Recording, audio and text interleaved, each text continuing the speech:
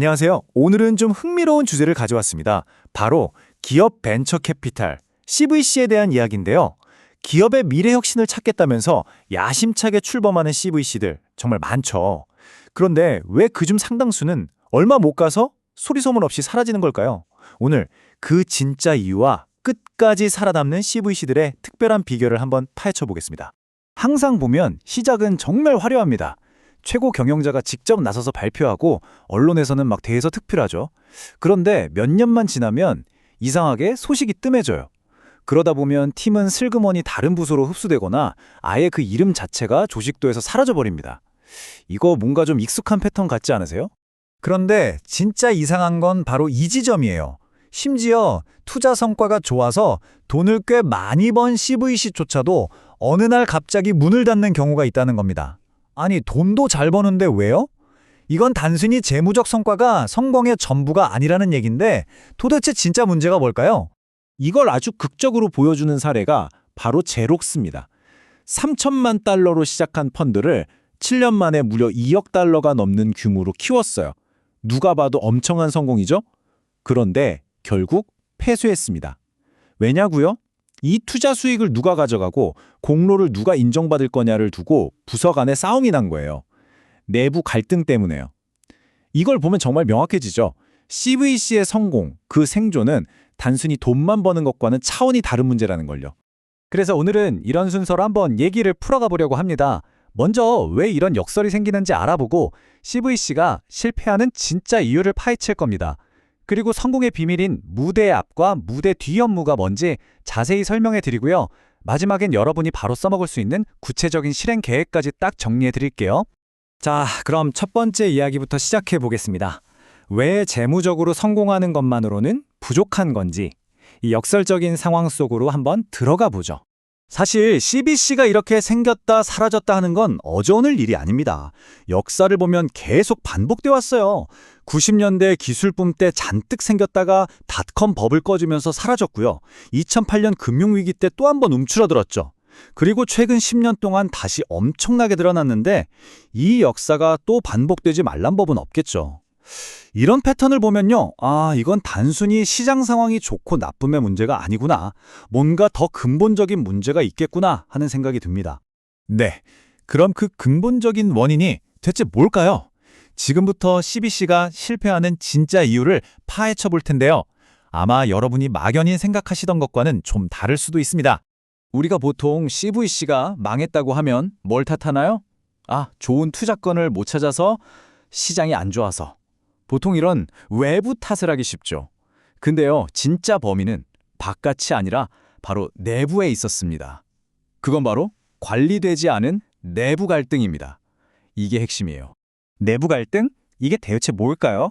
CVC는요, 태생적으로 서로 충돌하는 요구들 한가운데 끼어 있을 수밖에 없어요. 회사의 미래를 위한 전략적 목표, 도 달성해야 하는데 당장 눈에 보이는 재무적 수익도 내야 하죠. 대기업의 깐깐한 규칙을 지키면서도 스타트업의 속도를 따라가야 합니다. 그러니까 CVC는 말 그대로 사방에서 잡아당기는 밧줄 한가운데 서 있는 셈이에요. 이 긴장감이 어마어마하겠죠. 자, 여기서 아주 중요한 포인트가 나옵니다. 성공하는 CVC들은 이 골치 아픈 긴장 관계를 없애려고 하지 않아요. 사실 그건 불가능하거든요. 대신에 이 긴장 관계를 그냥 원래 그런 것으로 받아들이는 거예요. 그리고 그걸 아주 능숙하게 다루는 법, 즉 관리하는 법을 배우는 거죠.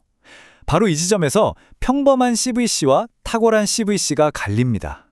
그럼 그 관리는 대체 어떻게 하는 걸까요? 네, 그 비결이 바로 무대 앞과 무대 뒤라는 두 가지 종류의 업무를 제대로 이해하고 실행하는 데 숨어 있습니다. 이게 바로 오래 살아남는 CVC들의 비밀병기입니다. 자, 무대 앞 업무는 말 그대로 관객들 눈에 보이는 것들이에요. 투자위원회에서 발표하고 창업자 만나서 미팅하고 이런 활동들이죠. 반면에 무대 뒤 업무는 이런 공연이 잘 올라갈 수 있도록 뒤에서 무대 장치 만들고 조명 설치하고 동선을 짜는 일 같은 거예요. 눈에 잘 띄진 않지만 이게 없으면 무대 앞은 그냥 난장판이 되겠죠. 이 두 가지가 톱니바퀴처럼 맞물려 돌아갈 때 CVC가 비로소 제대로 기능할 수 있습니다.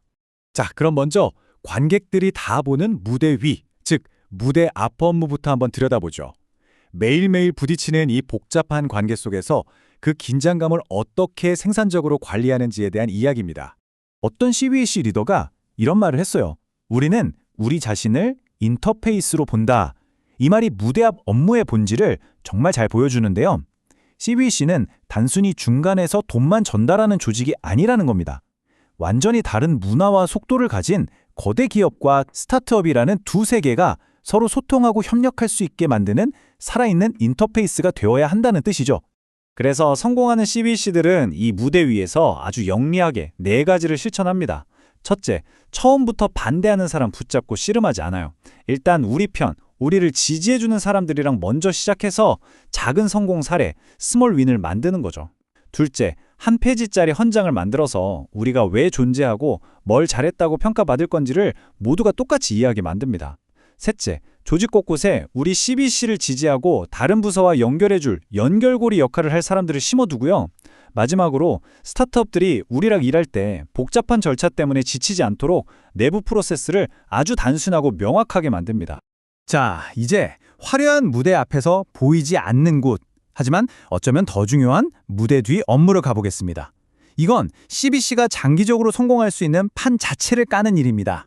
여기서의 핵심은 시간입니다. 긴 호흡으로 보는 거죠. CBC 리더의 말처럼 단기적인 성과 압박에 휘둘려서 장기적인 혁신의 씨앗을 밟아 죽이지 않도록 보이지 않는 시스템을 잘 설계해야 한다는 겁니다. 이게 바로 무대 뒤의 업무의 철학입니다. 이 무대 뒤에서는 크게 3가지 중요한 일이 벌어집니다. 첫째, 이것저것 새로운 시도를 해볼 수 있는 안전지대를 만드는 거예요. 예를 들면 법무팀이랑 미리 얘기를 해서 이런 종류의 파일럿은 이 절차만 따르면 괜찮다는 식의 룰, 일종의 샌드박스를 만들어 두는 거죠. 둘째, 성공의 기준을 시간대별로 다르게 설정하는 겁니다. 1년차의 성공과 5년차, 10년차의 성공은 당연히 달라야겠죠. 이걸 미리 합의해 두는 거예요. 셋째, 우리 CBC가 어떤 가치를 추구하고 어떤 원칙으로 일하는지를 꾸준히 내 외부에 알려서 긍정적인 평판, 즉 우리만의 스토리를 만들어 나갑니다. 자, 이제 이론은 충분히 알았으니 이걸 어떻게 써먹을지 실천으로 넘어갈 시간입니다. 너무 거창하게 생각할 필요 없어요. 여러분이 당장 시작할 수 있는 구체적인 행동 계획글로 정리해봤습니다. 이건 내일 당장 사무실 가서 시작할 수 있는 것들입니다.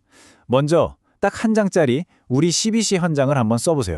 우리가 왜 존재하는지, 뭘 성공으로 볼 건지, 그리고 조직 내에서 우리를 도와줄 연결고리 5명에서 10명 정도를 찾아보세요. 리스크 관리팀과 만나서 실패해도 괜찮은 실험 영역을 한번 정해보고 가장 골치 아픈 프로세스 하나만 딱 잡아서 개선해보세요. 마지막으로 재무팀과 이야기해서 장기적인 관점의 성과 지표에 대해 합의를 시작하는 겁니다. 자, 마지막으로 이 질문을 한번 스스로에게 던져보시면 좋겠습니다. CVC 안에 존재하는 그 수많은 긴장과 갈등을 해결해야 할 문제나 결함으로 본다면 그 CVC는 언제든 삐걱대다 부서질 수 있는 그냥 딱딱한 기계일 뿐입니다. 하지만 그 긴장감을 오히려 학습하고 적응하는 에너지원으로 활용한다면 CVC는 주변 환경에 맞춰서 끊임없이 배우고 진화하는 살아있는 인터페이스가 될 수 있는 거죠. 여러분 조직의 CVC는 기계에 가깝나요? 아니면 살아있는 인터페이스에 가깝나요?